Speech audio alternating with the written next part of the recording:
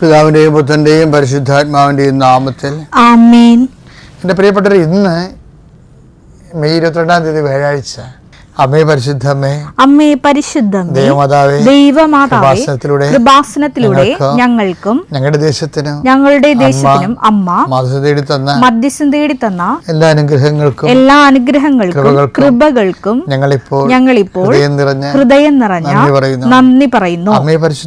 അമ്മേ പരിശുദ്ധമേ, ദൈവമാതാവേ, 2004 ഡിസംബർ 7-ാം തീയതി ഉച്ചകഴിഞ്ഞ് 2:30 കൃപാസനത്തിൽ സംഭവിച്ച അമ്മയുടെ പ്രത്യക്ഷപ്പെടലിനെ കുറിച്ച് തിരുസഭയ്ക്ക് സമർപ്പിച്ചിരിക്കുന്ന പഠനരേഖകളുടെ മേൽ സഭാത്മകമായ പഠനം ആരംഭിക്കുവാൻ ഞങ്ങൾ പ്രാർത്ഥിക്കുന്നു.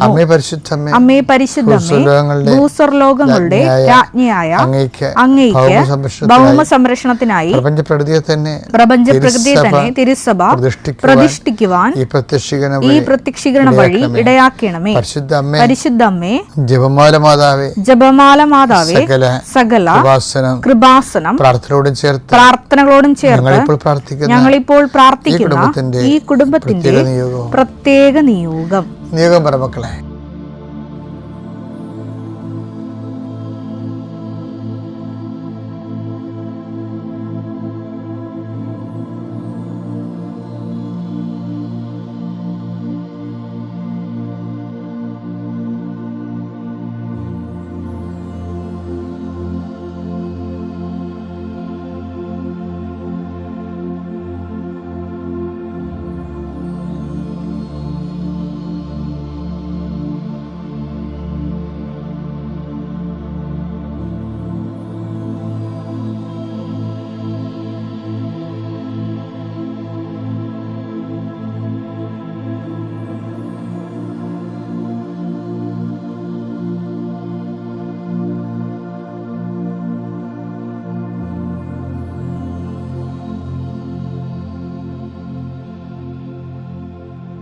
അമ്മയുടെ പ്രത്യക്ഷീകരണത്തിന്റെ ഈ അനുഗ്രഹവേളയിൽ ഞങ്ങൾക്ക് സാധിച്ചു തരുവാൻ കനിയണമേ.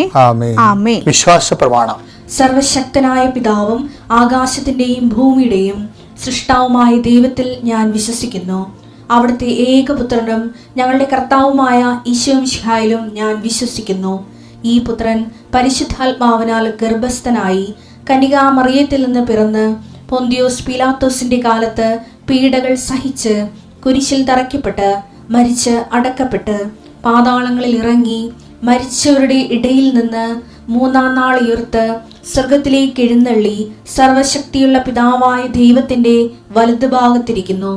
അവിടെ നിന്ന് ജീവിക്കുന്നവരെയും മരിച്ചവരെയും വിധിക്കുവാൻ വരുമെന്നും ഞാൻ വിശ്വസിക്കുന്നു.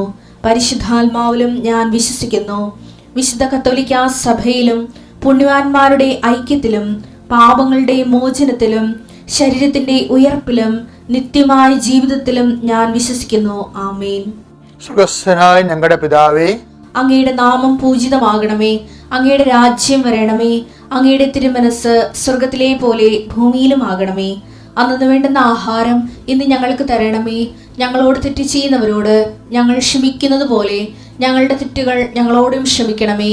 ഞങ്ങളെ പ്രലോഭനത്തിൽ ഉൾപ്പെടുത്തരുതേ, തിന്മയിൽ ഞങ്ങൾ രക്ഷിക്കണമേ. ആമേൻ. നന്മ നിറഞ്ഞ മറിയമേ, സ്വസ്തി. കർത്താവ് അങ്ങയുടെ കൂടെ സ്ത്രീകളിൽ അങ്ങ് അനുഗ്രഹിക്കപ്പെട്ടവളാകുന്നു. അങ്ങയുടെ ഉദരത്തിൻ ഫലമായി ഈശോ അനുഗ്രഹിക്കപ്പെട്ടവനാകുന്നു. പരിശുദ്ധ മറിയമേ, തമ്പുരാന്റെ അമ്മേ, പാപികളായ ഞങ്ങൾക്ക് വേണ്ടി ഇപ്പോഴും ഞങ്ങളുടെ മരണസമയത്തും തമ്പുരാനോട് അപേക്ഷിക്കണമേ. ആമേൻ. കർത്താവേ, നിന്റെ ഉന്നതമായ നാമത്തിന് സ്തോത്രം ചെയ്യുന്ന കർത്താവേ, നിന്റെ വിശുദ്ധ പൗരോഹിത്യത്തെ മഹത്വപ്പെടുത്തണമേ. കർത്താവെ, സഭയിലുള്ള സാന്നിധ്യം പ്രകടമാക്കണം. 39 വർഷം ഞാൻ അർപ്പിച്ച കുർബാനയുടെ യോഗ്യതയാൽ കൃപാസനത്താറെ ജീവനോടെ പ്രത്യക്ഷപ്പെട്ട പരിശുദ്ധ അമ്മയുടെ മാധ്യസ്ഥത്തിൽ ഞാൻ മക്കളെ സൗഹൃദം പ്രാർത്ഥിക്കുന്നു. എൻ്റെ കർത്താവെ, പല മനുഷ്യരും അവരുടെ സ്വന്തം കഴിവ് കൊണ്ട് നേടാത്ത കാര്യങ്ങൾക്ക് ദൈവത്തെ അവിടെ കൂടെ നിർത്തണം എന്നുള്ള ഒരൊറ്റ നിഷ്കളങ്കമായ ചിന്തയോടെയാണ് ഈ ഡെയിലി ബ്രെഡ് എന്നുള്ള പ്രോഗ്രാം തുടങ്ങാൻ വേണ്ടി ഞാൻ ദൈവത്തോട് ആവശ്യപ്പെട്ടത്. കർത്താവേ, അതിൻ്റെ ഗുണം ഓരോ മക്കൾക്ക് ഓരോ ദിവസം കിട്ടിക്കൊണ്ടിരിക്കുകയാണ്. അവരെയൊക്കെ എല്ലാം അനുഗ്രഹിക്കുന്നവരോട് നന്ദി പറയുന്ന കർത്താവേ, ഇന്ന് നീ അനുഗ്രഹിക്കേണ്ട മക്കളെ എവിടെയെല്ലാം താങ്കൾക്കൊരു സഹായം കിട്ടിയിരുന്നെങ്കിൽ അത് ആരോഗ്യപരമായ, സാമ്പത്തികമായ, സാമൂഹികമായ കൂട്ടായ്മയാകാം, ഒരു സഹായം കിട്ടിയിരുന്നെങ്കിലെന്ന് ആഗ്രഹിക്കുന്ന എല്ലാവർക്കും അവിടെ യാതൊരു യോഗ്യതയും നോക്കാതെ ദൈവത്തിൻ്റെ അനർഗളമായി നിർഗളിക്കുന്ന കാരുണ്യം കൊണ്ട് അവരുടെ not by merit but by ഗ്രേസിൽ വർക്ക് ചെയ്യാൻ, അവിടെ കഴിവ് കൊണ്ടല്ല അങ്ങയുടെ കൃപ കൊണ്ടെന്ന രീതിയിൽ വർക്ക് ചെയ്യുന്ന ഒരു അനുഭവം കൊടുക്കാൻ വേണ്ടി പ്രാർത്ഥിക്കുന്നു. കർത്താവേ, എനിക്കങ്ങയെ എന്തുമാത്രം മധുരമായിട്ട് തോന്നുന്നു, എനിക്കങ്ങയെ എന്തുമാത്രം ആരോഗ്യമായിട്ട് തോന്നുന്നു, എനിക്ക് അങ്ങയെ എന്തുമാത്രം സുഗന്ധമായിട്ട് തോന്നുന്നു, അത്രയും അങ്ങയുടെ മക്കൾക്ക്, ഞാൻ സംസാരിക്കുന്ന മക്കൾക്കും അതേ രീതി തോന്നാൻ വേണ്ടി ഞാൻ അങ്ങയെ അവർക്ക് കിട്ടാൻ വേണ്ടി പരിശുദ്ധ അമ്മയോട് മധ്യസ്ഥം വഹിക്കുന്നു. അമ്മേ, പരിശുദ്ധമ്മേ, ദേവമാതാവേ, എല്ലാമായ ക്രിസ്തുവിനെ, എന്തിനും പോകുന്ന ക്രിസ്തുവിനെ, എല്ലാത്തിനും ചേരുന്ന ക്രിസ്തുവിനെ, എല്ലാത്തിനും മരുന്നായ ക്രിസ്തുവിനെ, കർത്താവേ, പരിശുദ്ധമ്മേ, എല്ലാ മക്കളും ലഭിക്കാനും അതുവഴി പരപിതാവ് മഹത്വപ്പെടാനും നീ ക്രിസ്തുവിനെ ഇനിയും ഞങ്ങൾക്ക് വേണ്ടി ഞങ്ങളുടെ ജീവിത പ്രശ്നങ്ങളിൽ ക്ഷണിച്ചുകൊണ്ടും ചേർത്തുകൊണ്ടും മധ്യസ്ഥം വഹിക്കണമെന്ന് പ്രാർത്ഥിക്കുന്നു. ജോലിയില്ലാത്ത മക്കൾ, വീടില്ലാത്ത മക്കൾ, മരണത്തോട് മല്ലടിക്കുന്ന മക്കൾ, അതേസമയം തന്നെ മരുന്ന് കിട്ടാത്ത രോഗങ്ങൾ, മരുന്ന് എത്ര ആളിന് വല്ല സംഭവിച്ചു പോകുന്ന ഓർത്ത് ആശങ്കപ്പെടുന്നവർ, ഡേറ്റ് എണ്ണിയിട്ടുള്ള രോഗികൾ, അതുപോലെ തന്നെ പ്രസവത്തിൻ്റെ ഡേറ്റുകൾ, ഇങ്ങനെ ഡേറ്റുമായി ബന്ധപ്പെട്ട് സമയം കുറിച്ചവർ, ജോലിക്ക് സമയം കുറിച്ചവർ, ഇൻ്റർവ്യൂ സമയം കുറിച്ചവർ, ഓപ്പറേഷൻ സമയം കുറിച്ചവർ, പരീക്ഷയ്ക്ക് സമയം കുറിച്ചവർ, അഡ്മിഷന് സമയം കുറിച്ചവർ, ഇതുപോലെ എന്തെല്ലാം കാര്യങ്ങൾക്ക് വേണ്ടിയാണോ ഡേറ്റ് ഇട്ടിരിക്കുന്നത്, ഡേറ്റ് നമ്മളിട്ടതായാലും ശരി, പുറത്തുനിന്നിട്ടതായാലും ശരി, എല്ലാ സമയത്തിൻ്റെ അധികാരിയായ സഞ്ചാരി മാതാവിൻ്റെ മാധ്യസ്ഥത്തിൽ നിനക്ക് കർത്താവിൻ്റെ കൃപ ലഭിക്കാൻ ഇടയാകട്ടെ. എൻ്റെ കർത്താവിൻ്റെ ഉന്നതമായ നാമത്തിൽ സമയബന്ധിതമായി നിൻ്റെ വിഷയത്തിന് മേൽ ദൈവം നിറവേറട്ടെ. നിത്യം പിതാമ്പുത്രനും പരിശുദ്ധാത്മാവായ സർവേശ്വര എന്നേക്കും ആമേൻ. എൻ്റെ പ്രിയപ്പെട്ട, എപ്പോഴും എൻ്റെ മനസ്സിൽ വന്നിട്ടുള്ളൊരു വിഷയമാണ്, ആൾക്കാരുടെ മനസ്സിലുണ്ടാകുന്നതേ, എന്നെ കൂടാതെ നിങ്ങൾക്കൊന്നും ചെയ്യാൻ സാധ്യമല്ല. ഞാൻ പണ്ട് ഇത് കേട്ട കാലം മുതൽ നമ്മൾക്ക് ഒരു സർക്കാസ്റ്റിക്കായിട്ട് തോന്നും.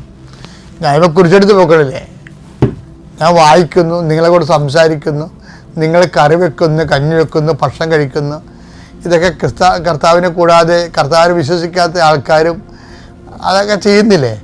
അപ്പം അതാണ് ഉദ്ദേശിക്കുന്നത്. ഇതുകൊണ്ട് അതൊന്നും അല്ല ഉദ്ദേശിക്കുന്നത്. യോഹന്നാൻ 15:5 എന്നെ കൂടാതെ നിങ്ങൾക്ക് ഒന്നും ചെയ്യാൻ കഴിയുകയില്ല, ഒന്നും ചെയ്യാൻ കഴിയുകയില്ല. അതിൻ്റെ കാരണം എന്ന് പറഞ്ഞത്, ഈ നേരത്തെ വരച്ചിട്ട വഴികളിലൂടെ വരുമ്പോഴേ ക്രിസ്തുവിനെ നമുക്ക് അനിവാര്യമായ ഒരു ഘടകമായി ഒരു വ്യക്തിക്ക് അനുഭവപ്പെട്ട് കഴിയുമ്പോൾ ജീവിതത്തിൻ്റെ സത്യസന്ധമായ ലക്ഷ്യങ്ങളെ നമുക്ക് പിടികിട്ടും. നമുക്കുള്ളൊരു കുഴപ്പം, ജീവിതത്തിന് പലപ്പോഴും ഫാൾസായിട്ട് ലക്ഷ്യങ്ങളുണ്ട്. ഒരു വിഷയത്തെ ദൈവം സീൽ ചെയ്യുമ്പോഴാണ് അത് സത്യസന്ധമാകുന്നത്. കാര്യം ഈ ലോകത്തിൻ്റെ ഏറ്റവും വലിയ പ്രശ്നം സത്യത്തെ നമുക്ക് കിട്ടത്തില്ലെന്നുള്ളതാണ്. അതിൻ്റെ ഒരു വിഷയമൊക്കെ സത്യത്തെ ഇപ്പം തന്നെ നമ്മൾ ഇതുമാത്രം 1857 മുതൽ ശിപ്പായി ലഹളം മുതൽ 1942 ക്വിറ്റ് ഇന്ത്യ പ്രക്ഷോഭണം വരെ എത്രയെത്ര സമരങ്ങൾ നടത്തി, ജാലിയൻ വാലാഗ് പോലെയുള്ള കൂട്ടക്കൊലകളൊക്കെ നടന്ന് നമ്മുടെ ജനങ്ങൾ രക്തം ചിന്തിയാണ് അവസാനം നമുക്ക് സ്വാതന്ത്ര്യം കിട്ടിയത്, അല്ലേ? സ്വാതന്ത്ര്യം കിട്ടിയെന്നുള്ള കാര്യം കൃത്യമായ കാര്യമാണ്. പക്ഷേ അതേസമയം തന്നെ ഈ സ്വാതന്ത്ര്യത്തെ സംരക്ഷിക്കാൻ വേണ്ടി നമുക്ക് എന്തുമാത്രം വില കൊടുക്കേണ്ടി വരുന്നു. അപ്പോഴേ സ്വാതന്ത്ര്യത്തിന് മുമ്പും സ്വാതന്ത്ര്യം വിലയുള്ളതായിരുന്നു, സ്വാതന്ത്ര്യം കിട്ടിക്കഴിഞ്ഞ സ്വാതന്ത്ര്യം അതിനേക്കാൾ വിലയുള്ളതായി. ഇപ്പോൾ ബ്രഹ്മോസൊക്കെ എന്തുമാത്രം ഉണ്ടെങ്കിലാണ് ജീവിക്കാൻ പറ്റണേ, അല്ലേ? അപ്പം അതുകൊണ്ട് നമുക്ക് അൾട്ടിമേറ്റായി പറഞ്ഞു കഴിഞ്ഞാൽ സത്യം എപ്പോഴും കൈയും തലയും പുറത്തിട്ടേക്കും, ജീവിതത്തിൻ്റെ സത്യങ്ങൾ. അപ്പം അതുകൊണ്ട് സത്യം എന്നുള്ള വിഷയത്തിൽ ക്രിസ്തു എപ്പോഴും മുറുകെ പിടിക്കും. എന്നൊരു ഈശോ പറയും, ഐ ആം ദി ട്രൂത്ത്. അങ്ങനെ വേറെ ആരും ക്രിസ്തു അല്ലാതെ ആരും പറഞ്ഞിട്ടില്ല. ട്രൂത്തിൻ്റെ കൂടെയാണ് ലൈഫ് ഉള്ളത്. എന്നുവെച്ചാൽ ടെമ്പററി ട്രൂത്ത് ഉണ്ട്, ലോങ്കേവിറ്റി കൂടിയ ട്രൂത്ത് ഉണ്ട്. ടെമ്പററി ട്രൂത്തിനാണ് നമ്മൾ അർത്ഥസത്യമെന്ന്, ഭാഗിക സത്യമെന്ന്, കാലിക സത്യമെന്നൊക്കെ പറയത്തുള്ളൂ. ശാശ്വതമായ സത്യമെന്ന് പറഞ്ഞ് വേറൊരു സംഭവമുണ്ട്. അതാണ് സത്യം, യഥാർത്ഥ സത്യം എന്ന് പറയുന്നത്. അത് ക്രിസ്തുവിൻ്റെ കൂടെയാണ് പോണത്. യോഹന്നാൻ 14:6 യേശു പറഞ്ഞു, വഴിയും സത്യവും ജീവനും ഞാനാണ്. വഴിയും സത്യവും ജീവനും ഞാനാണ്. അമൂർത്തമായ കാര്യങ്ങളാണിത്. അതുകൊണ്ട് അബ്സ്ട്രാക്റ്റാണ് ഈ സംഭവങ്ങൾ.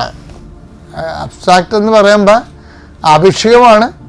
എൻ്റെ ബുദ്ധിയുമായിട്ടോ നിൻ്റെ ബുദ്ധിയുമായിട്ടോ ബുദ്ധിക്ക് വിഷയമാക്കേണ്ടി വരുന്ന അവസ്ഥകൾക്കാണ് ഇതിന് അബ്സ്ട്രാക്റ്റ് ആണോ ക്ലിയർ ആണോ എന്ന് പറയണത്. ഒരുപക്ഷെ നാളെ ഒരു തലമുറ ഇതിനേക്കാൾ IQ ഒക്കെ ഉള്ള ഒരു തലമുറ വന്നാൽ ചിലപ്പോൾ ഈ അബ്സ്ട്രാക്റ്റൊക്കെ മാറിപ്പോവും. ഇപ്പോഴത്തെ തലമുറക്കല്ല അബ്സ്ട്രാക്റ്റ് എന്ന് പറയണത്. ഇയാൾ ഇപ്പം കണ്ടുപിടിച്ചല്ലത്. ഇത് മിഡീവൽ ഫിലോസഫിയുടെ കാലത്ത് തൊട്ട് അബ്സ്ട്രാക്റ്റ് ഉണ്ട്. അപ്പം അത് നമ്മുടെ ഇൻ്റലിജൻ്റ് വളർന്ന അനുസരിച്ച് കൊണ്ട് ഒരു പക്ഷെ നാളെ അബ്സ്ട്രാക്ഷൻ മാറിപ്പോകും. ലളിതമായിട്ട് തോന്നുന്നു. വലിയ കോംപ്ലിക്കേറ്റഡ് ആയുള്ള കാര്യങ്ങൾ ലളിതമായിട്ട് തോന്നുന്നു. CA പഠിക്കണവരില്ലേ, CA പഠിക്കണ മുമ്പ് അവർ കൊമേഴ്സ് എടുത്തുകൊണ്ട കാലത്ത് CAയുടെ സബ്ജക്റ്റുകൾ അവർക്ക് അബ്സ്ട്രാക്റ്റ് ആയിരുന്നു. CA പഠിച്ചു കഴിഞ്ഞപ്പോൾ അവർക്ക് ലളിതമായില്ലേ അത്. അതാണ്. അതുപോലെ ക്രിസ്തുവിലേക്ക് ആത്മീയമായി വളരുന്നതനുസരിച്ച് കൊണ്ട് അബ്സ്ട്രാക്റ്റ് മാറും. എന്നിട്ട് ക്രിസ്തു വളരെ ജീവിതബന്ധിയായിട്ട് തോന്നും നമുക്ക്. ക്രിസ്തു അല്ലാതെ ഒന്നും ജീവിതബന്ധി അല്ലെന്നും തോന്നും. അതുകൊണ്ട് തന്നെ ക്രിസ്തുവിനെ നേടാൻ വേണ്ടി ബാക്കിയെല്ലാം സ്വന്തം ജീവനെപ്പോലും ഉച്ഛിഷ്ടമായി കരുതിയ ആളാണ് പൗലോസ്. പൗലോസ് മാത്രമല്ല അപ്പോസ്തലന്മാരും. അപ്പോൾ എന്തെങ്കിലും നഷ്ടപ്പെടാൻ പോകുന്നുണ്ടെങ്കിൽ വ്യക്തികളായാലും വസ്തുതകളായാലും വസ്തുക്കളായാലും അത് ക്രിസ്തുവിനേക്കാൾ വലുതല്ലെന്ന് അനുഭവിക്കാൻ കഴിഞ്ഞാൽ നമുക്ക് അതിജീവിക്കാൻ കഴിയും. കർത്താവ് നിങ്ങൾ അനുഗ്രഹിക്കട്ടെ. അത്യപൂർവ ദൈവാനുഭവങ്ങൾ ഇനി നിങ്ങൾക്കും സ്വന്തം. ഈ യൂട്യൂബ് ചാനൽ ഇതുവരെ സബ്സ്ക്രൈബ് ചെയ്തിട്ടില്ലെങ്കിൽ ഇപ്പോൾ തന്നെ സബ്സ്ക്രൈബ് ചെയ്യുക.